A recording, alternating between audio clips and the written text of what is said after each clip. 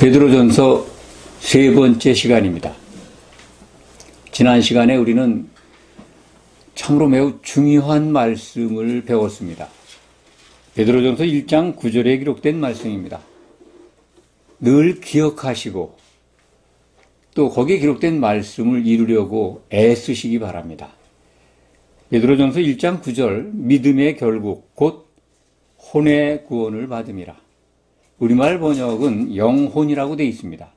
근데 원문을 보면 이것이 헬라말로 푸시케라고 합니다. 혼입니다. 그러니까 영은 푸뉴마라고 하는 다른 단어가 있습니다. 우리말만 영과 혼을 합쳐서 한 단어로 사용하는 것 같습니다. 영어도 영 그러면 스피릿이라고 합니다. 영어 사용해서 미안합니다만 또 혼은 소울이라고 합니다. 구별이 되어 있습니다. 이 신약 성경에 기록된 언어가 헬라말, 옛날 헬라, 고대 언어죠, 그리스의. 그 말로 보면 이 영과 혼은 구별되어 있습니다. 이 푸시케로 기록되어 있다. 혼이다. 신약 성경은 영과 혼을 구별해서 기록하고 있다 하는 것도 또 아울러 아시기 바랍니다. 그래서 믿음의 결국, 우리가 지금 믿음합니다. 참 믿음이 신실해야 할 텐데, 믿음이 좋아야 할 텐데, 저분은 참 믿음이 신실하고 믿음이 좋아, 이런 말들을 많이 합니다.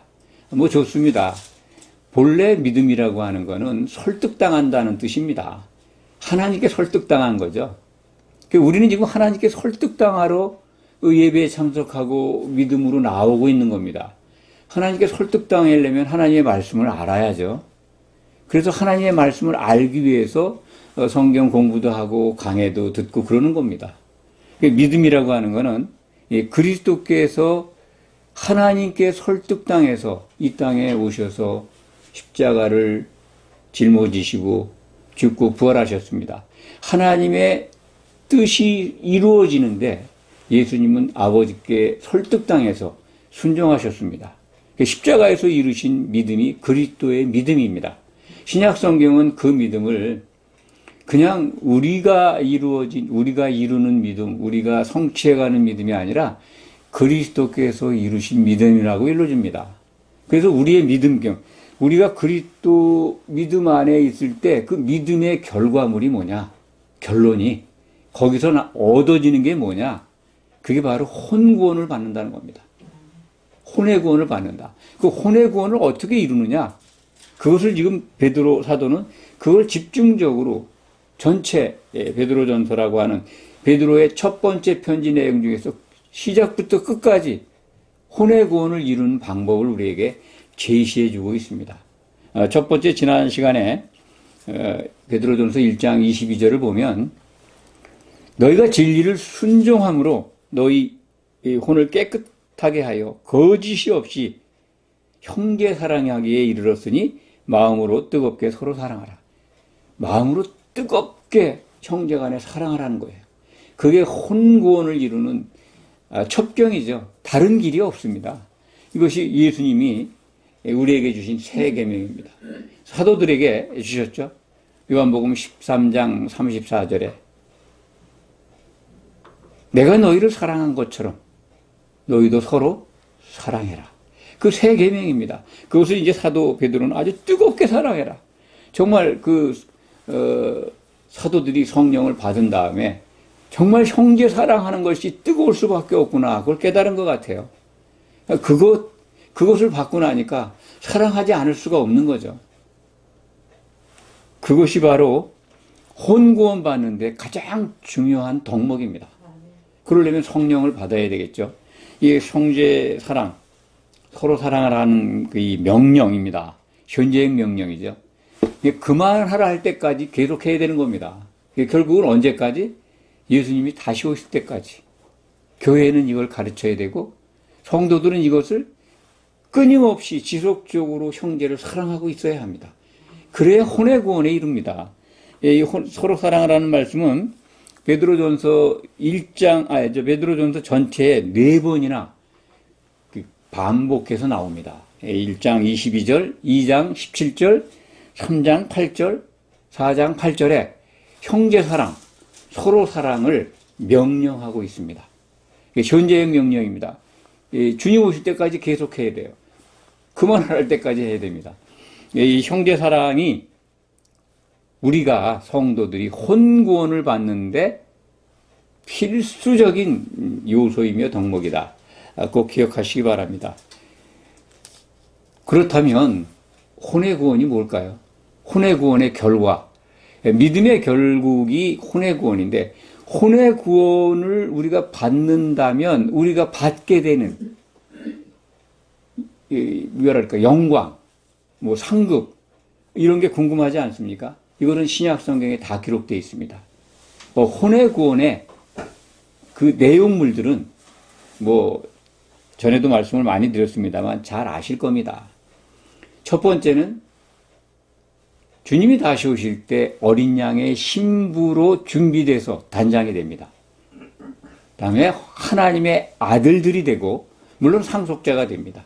그리고 새 예루살렘, 하나님이 거하실 성의 기둥이 됩니다. 천년왕국 기간 동안에는 예수님이 오신 다음에 혼인잔치 후에 이루어지는 천년왕국에서는 제사장으로 천년 동안 주님과 더불어 통치합니다. 왕노릇 한다고 되어 있는데 계시록에는 그러한 것들이 혼의 구원을 이룬 자들이 누릴 영광입니다. 이게 우리 믿음의 목표입니다. 근데 혼의 구원을 이루라고 하는 말씀 이면에 앞서 그럼 뭐 예수만 믿으면 구원이라고 그러는데 그 구원은 뭡니까? 이런 질문이 나오지 않겠습니까? 그 구원은 영의 거듭남입니다. 영의 구원이라고 그러죠. 거듭남입니다. 예수님이 요한복음 3장 3절에서 5절에 밤중에 찾아온 니고데모에게 주신 말씀 속에 그 거듭남에 대한 말씀이 있습니다. 그 우리말 번역은 또 이 성령으로 거듭난다라고 번역이 되어 있기 때문에 성령을 받아서 거듭나는 걸로 그렇게 우리는 배워왔고 또 교회 강단은 그렇게 오랜 동안 가르쳤습니다. 우리말 번역이 그러니까 참으로 안타깝습니다. 그것을 바로 잡아들여도 잘 받아들이지가 않습니다. 오랜 시간 동안 성령으로 거듭나는 건데 왜 은혜로 거듭난다고 가르치느냐. 요한복음 3장 5절에 보면 5절 6절에 보면 영으로 난 것은 영이고 육으로 난 것은 육이다라고 하는 예수님의 설명이 있습니다. 그러니까 우리 영이 다시 태어나는 거는 그 영으로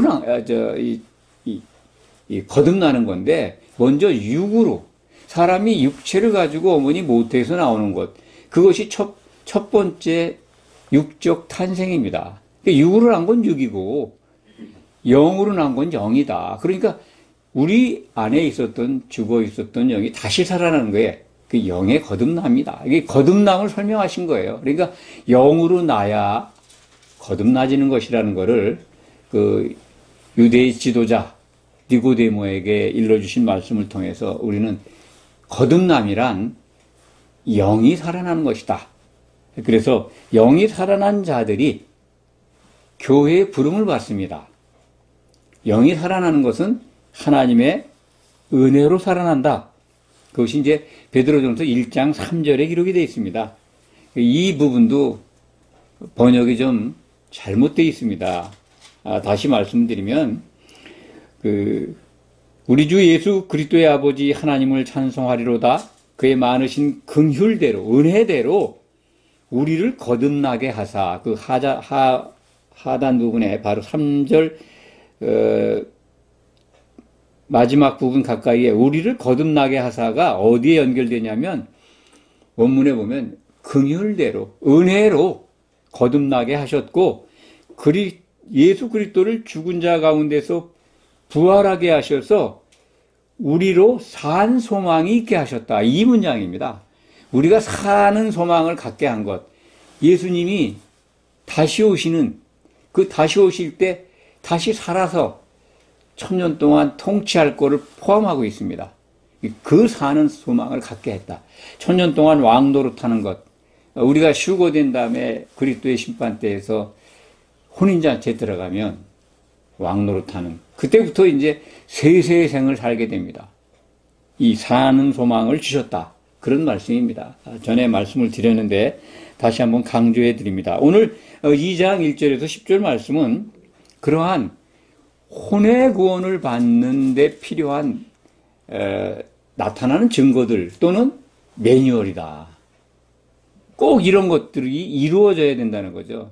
그러니까 성령 충만한 사도께서 혼의 구원에 대해서 설명을 하면서 제일 먼저 형제 사랑을 강조했고, 그 형제 사랑이 나타나려면 우선은 교회에 부름받은 성도들에게 이것들이 나타나야 된다. 이것을 해야 된다는 거죠. 2장 1절에 보면 모든 악독과 모든 기만과 외식과 시기와 모든 비방하는 말을 버려라.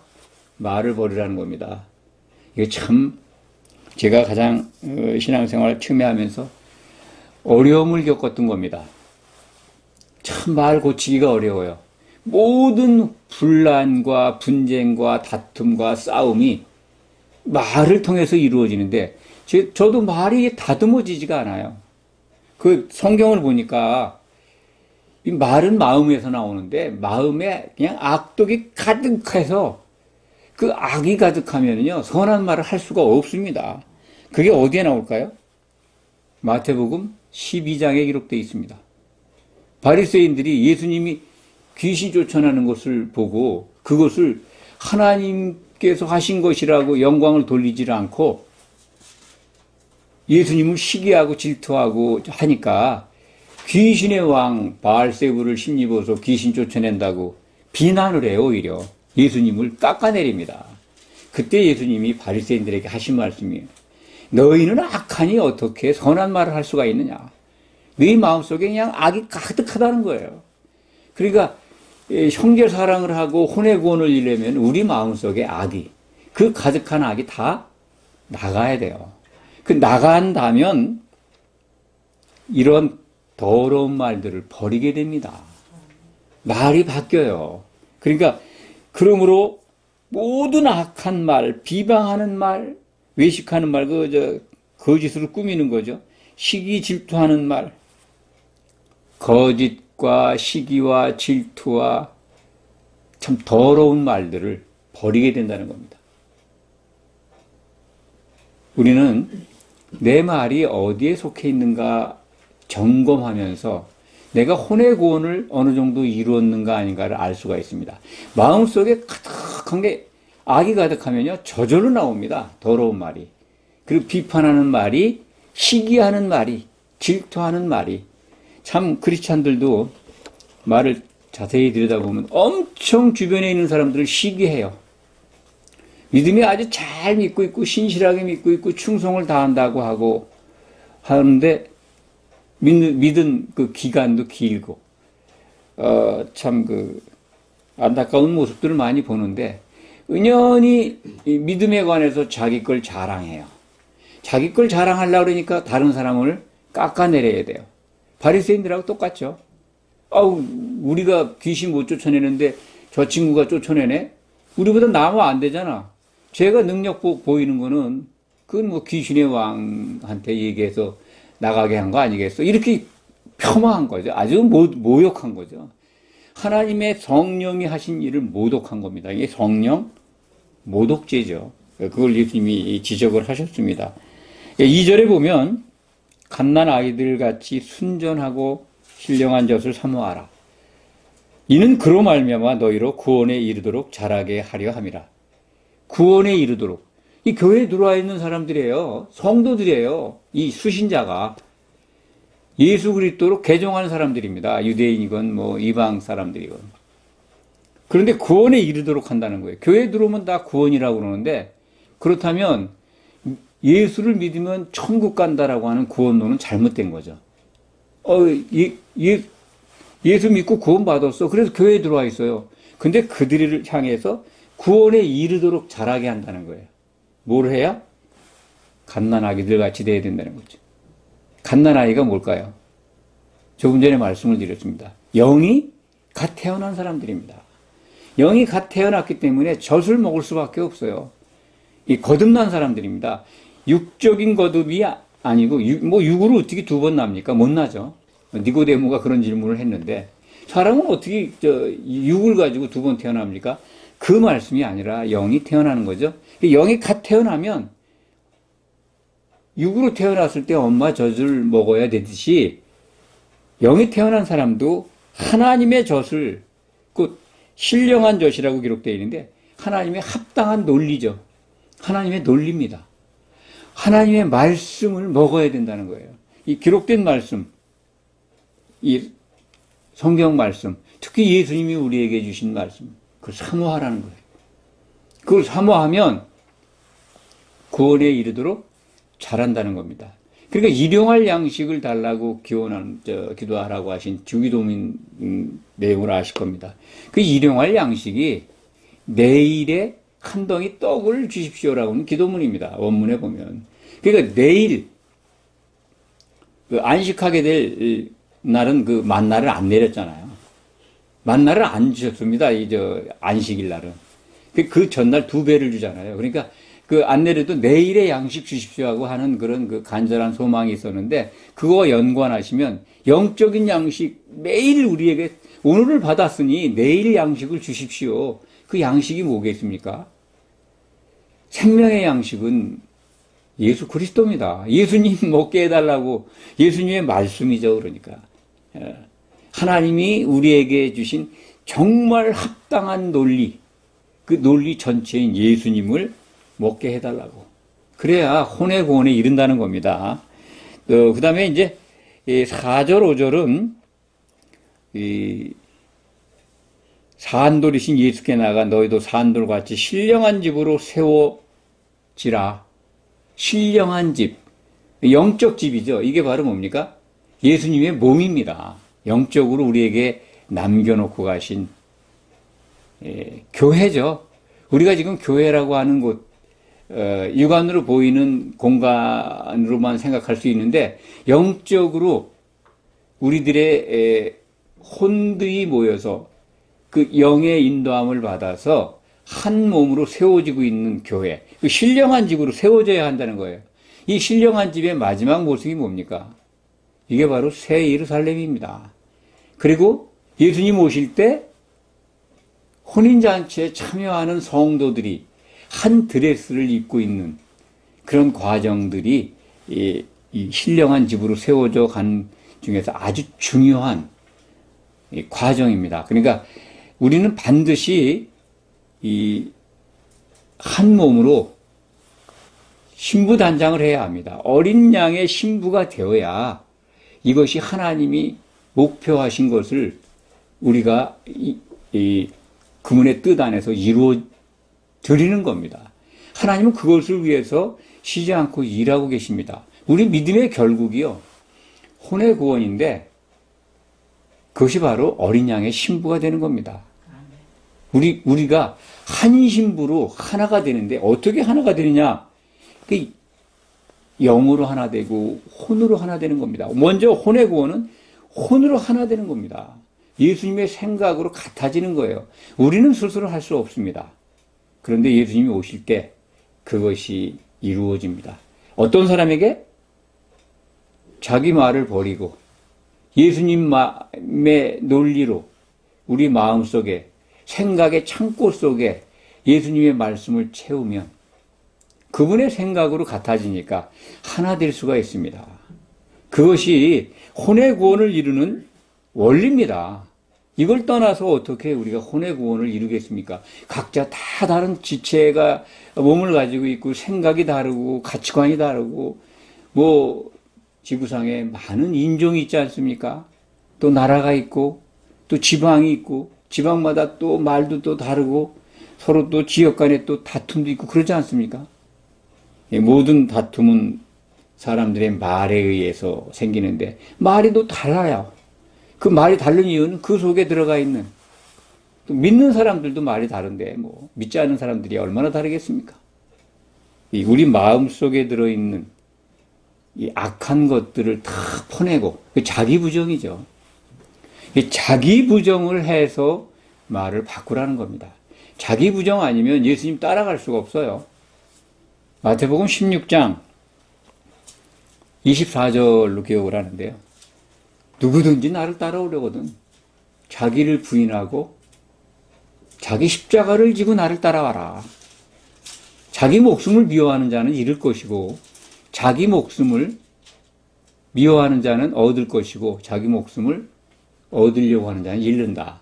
제가 말을 좀 거꾸로 했네 앞에서. 하여튼 자기 목숨을 버려야 자기 목숨을 얻는다는 거. 말씀이 좀 어렵습니다만 자기 생각을, 그 목숨이라는 게 혼입니다.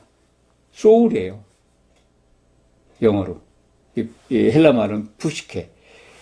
각자의 혼을 버리면, 말 버리는 게 이제 거기에 핵심이죠. 버리면 예수님의 말씀을 받게 되는 거고, 우리들의 혼을 버리면 예수님과 같은 그 생각, 그 혼으로 하나 될 수 있는 겁니다. 이게 온전한 구원의 원리입니다. 꼭 기억하시기 바랍니다. 이거를 계속해서 사도 베드로는 베드로 전서의 첫 번째 편지에 기록된 말씀을 통해서 우리에게 그냥 끊임없이 명령하고 있습니다. 그 다음에 이제 거룩한 제사장이 되라. 거룩한 제사장. 우리는 제사장이라 그러죠. 왕 같은 제사장입니다. 교회에서 이제 그렇게 가르쳐 줍니다. 그 왕 같은 제사장, 오늘 말씀에 이제, 기록되어 있는데,